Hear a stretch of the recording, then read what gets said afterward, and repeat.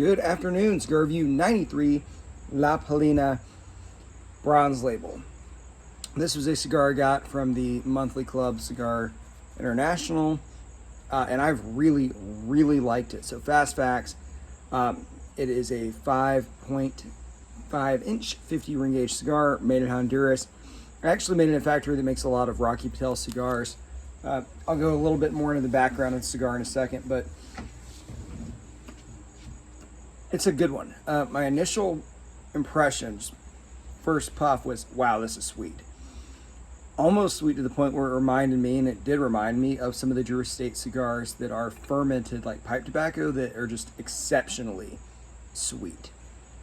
The sweetness has largely dissipated, especially as I get into the second half of the cigar, but it's still abnormally sweet. I mean, through and through, this is a very sweet cigar.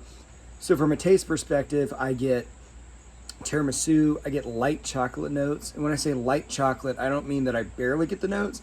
I actually mean a light milk type chocolate. So not a heavy dark chocolate, not a bitter chocolate. So get that along with the tiramisu notes. I do get a candied orange. And when people talk about creamy cigars, this is a creamy cigar. I also get almost something that is a little bit unique, but rose water. There's many types of Persian dishes that utilize essentially rose soaked water, and I definitely get those notes. So for me, the taste is excellent. I mean, a massive amount of taste. This cigar has far more taste that I can actually pick out than 95 at least % of what I review. And with cigar reviews, and if you've watched a lot of my reviews, if I can't taste anything unique, I'll tell you, right? Normally, it's like, all right, I get some cedar, I get a little bit of chocolate, and done. This one, I really do get 6 or 7 kind of unique notes.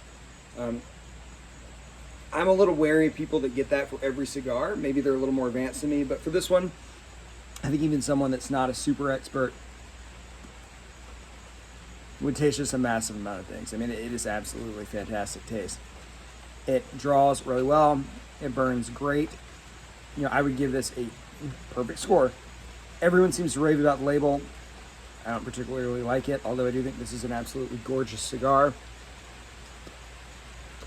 So a little bit more about the brand, and then I'm going to talk a little bit about more why you should disregard the first half of my review. So this brand was originally started late 1800s by Ukrainian immigrant Samuel Paley.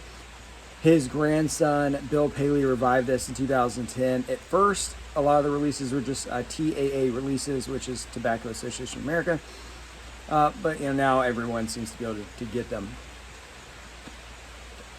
Why should you ignore my rave review? Or at least take it with a heavy grain of salt? A lot of the comments I've read on Cigar International and other places have said, I smoked 5 of these, 1 or 2 of them was amazing, the other 3 were awful. And that's a little unique. So as someone that reads hundreds and thousands probably of reviews on Cigar International, almost every review just raves and raves. I really don't see a lot of negative reviews. So for there to be negative reviews of this saying some of them were great, some of them were bad, that says something. A lot of people had issues with the burn. A lot of people actually said they had stems in the cigar. What really makes me think this should be taken with a grain of salt is Cigar Dojo reviewed this, and they came to the exact same conclusion that I did. This is fantastic. You were getting some of the same notes of cream, of orange. I think they said they got some other stuff like a bunch of cashews, which I really didn't get. But he said he submitted this to the editor and said, this is the best cigar I've ever tasted. It's a pretty good review.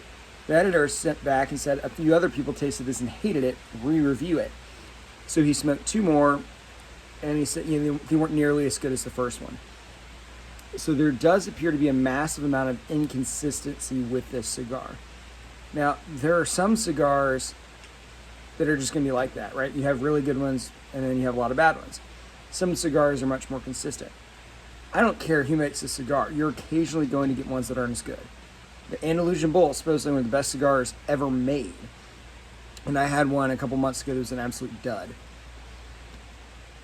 So my review, based off this one example of this cigar, is that it is phenomenal. Phenomenal taste, burns great, tremendous draw. I mean, it's perfect. right? I wish I had 10 more of these. If those 10 more were like this, it sounds, based on other research, that it's not. So I think that's important, right? As I review this, I should tell you what other people think as well. My review is it's great, but I've only smoked one. It would appear that people that smoke multiple don't have great experiences. So that kind of leaves me a little conflicted as to how I would rate it. Based off my personal experience today, it's clearly a buy rating. I mean, there's no question, it's a buy.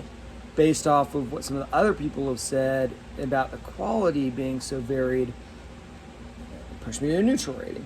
I'm going to go with the buy rating just because my own experience is that it's good, but take that with a grain of salt that others have not liked this cigar quite as much. So that is Cigar Review 93, the La Palina bronze label, and I'm going to go with the buy rating with that heavy caveat. If you've tasted it, let me know what you think.